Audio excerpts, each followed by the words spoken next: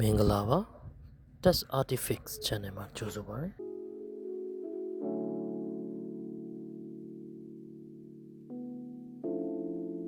အခုဒီဗီဒီယိုမှာပြောပြပေးသွားမှာတော့ microcontroller အကြောင်းပဲဖြစ်ပါတယ်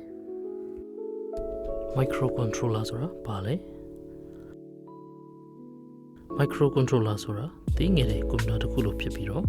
single integrated circuit တစ်ခုလေးဖြစ်ပါတယ် microcontroller ရဲ့ဖွဲ့စည်းပုံ microcontroller မှာဆိုရင် CPU တွေ memory တွေ input output တွေနဲ့ပေါင်းစပ်ပြုလုပ်ထားပြီးတော့ complex ဖြစ်တဲ့ operating system မပါဘဲအသုံးပြုလို့ရတာဖြစ်ပါတယ် microcontroller ရဲ့သမိုင်းကြောင်းအနေနဲ့ဆိုရင်ပထမဦးဆုံး microcontroller chip ကို1997မှာအမေရိကန်နိုင်ငံရဲ့ Intel Corporation ကနေပြီးတော့စတင် develop လုပ်ခဲ့ပါတယ်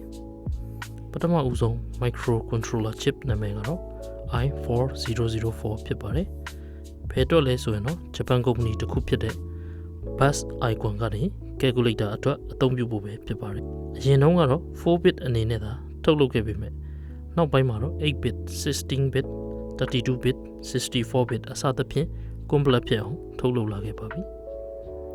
microcontroller အသုံးပြုပုံဘယ်နေရာတွေမှာအသုံးပြုမလဲဆိုရင် embedded system တွေဖြစ်တဲ့ electronic device တွေ medical device တွေ vehicle control တွေ home automation hub တွေနဲ့ပတ်သက်တဲ့အသေးစိတ်တိကျတဲ့ function တွေကို control လုပ်ဖို့အတွက်ပဲဖြစ်ပါတယ် microcontroller ရဲ့အလုပ်လုပ်ပုံ microcontroller တစ်ခုဘယ်လိုပုံစံအလုပ်လုပ်မလဲဆိုရင်ကျွန်တော် CPU ကတော့ instruction ပေးဖို့ပဲဖြစ်ပါတယ် memory အပိုင်းကတော့ program တွေ data တွေကို store လုပ်ပေးပါတယ် input output အပိုင်းကတော့ pattern တွေ sensor တွေ monitor တွေနဲ့ချိတ်ဆက်ပြီးတော့အလုပ်လုပ်ပေးတာပဲဖြစ်ပါတယ်ဒါကတော့ကျွန်တော်တို့ microcontroller ဆိုတာဘာလဲဆိုတဲ့ဗီဒီယိုလေးပဲဖြစ်ပါတယ်အားလုံးကျေးဇူးတင်ပါတယ်ခင်ဗျ